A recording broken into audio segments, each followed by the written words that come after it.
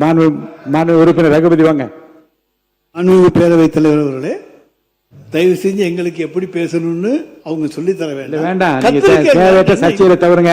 நீங்க பாருங்க, அடுத்த உறுப்பினர் நான் பேச அழைச்சிடுவேன். மொத்தமாக இந்த வரவு செலவு திட்டத்தை பொறுத்த வரைக்கும் அதுல வந்துருவோம் என்ன நிறை குறை என்பதை பற்றி.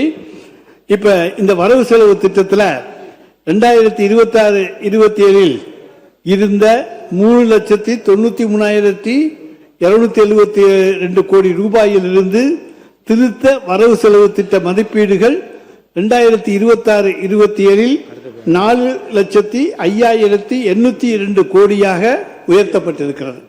அதாவது 12,730 கோடி ரூபாய் இப்ப நீங்க உயர்த்தி இருக்கீங்க. நாங்க போட்ட வரவு செலவு திட்டத்துக்கும் இப்போது இருக்கக்கூடிய வரவு செலவு திட்டத்துக்கும் 12,730 கோடி ரூபாய் உயர்த்தி இருக்கு. ஆனா இந்த உயர்த்துறதோடு இல்லாம MGNRGSல வர வேண்டிய தொகை 3,451 கிளைம் பண்ணிட்டு இருக்கோம். மெட்ரோ ரயில் செகண்ட் ஃபேஸ் அதையும் நீங்க கேட்டுட்டீங்க. அது 9,523 கோடி ரூபாய் லோன் வாங்கி கட்டிட்டு இருக்கோம்.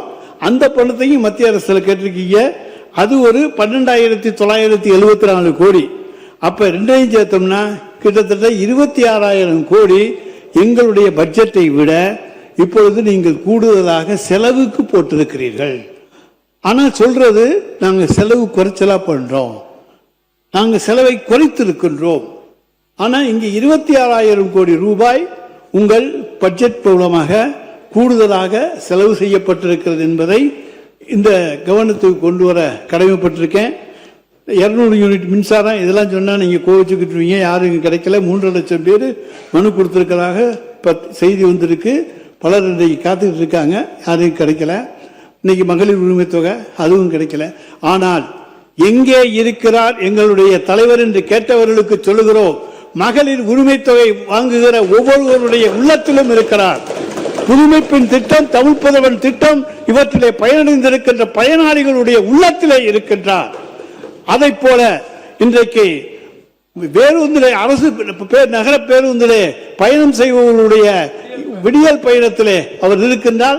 விடியலை நீங்கள் எடுத்து விட்டீர்கள், பரவாயில்லை. தமிழ்நாட்டுக்கு விடியல் எங்களால் மீண்டும் கிடைக்கும். எனவே அந்த விடியல் பயணத்திலே அவர் இருக்கின்றார். இப்படி ஒவ்வொரு காலை உணவு திட்டத்திலே இருக்கின்றார். இப்படி அடுக்கிட்டே போலாம். அதனால எல்லா வகையிலேயும் தமிழ்நாட்டு மக்களுடைய இதயங்களிலே அவரை இருக்க செய்திருக்கின்றோம்.